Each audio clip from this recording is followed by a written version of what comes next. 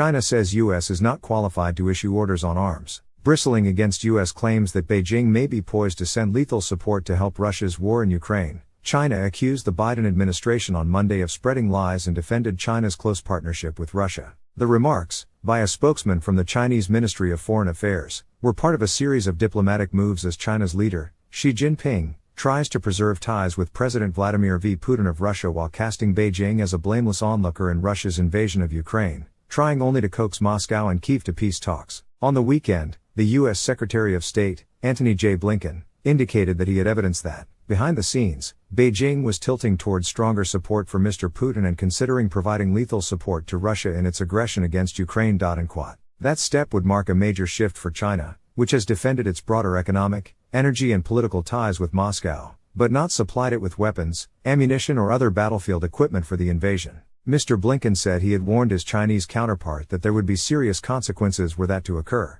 Asked about the accusations from Mr. Blinken and other U.S. officials, Wang Wenbin, a spokesman for the Chinese Ministry of Foreign Affairs, suggested that, on the contrary, it was the United States that was stoking bloodshed in Ukraine.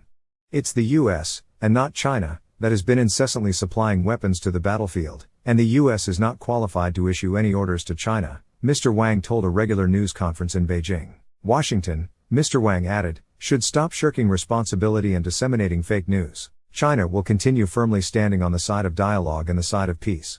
Even during the news conference, Mr. Wang was asked about reports that Wang Yi, China's most senior foreign policy official, was about to arrive in Moscow after delivering a speech at the Munich Security Conference, where he held talks with Mr. Blinken and gave a speech defending China's straddling position on Russia and the war in Ukraine.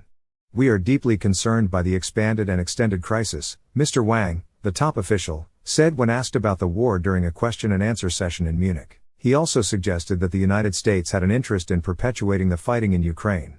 Some forces may not want to see peace talks to materialize, Mr. Wang said. They don't care about the life and death of the Ukrainians, nor the harm to Europe. They may have strategic goals larger than Ukraine itself. Amy Chang Chen contributed reporting.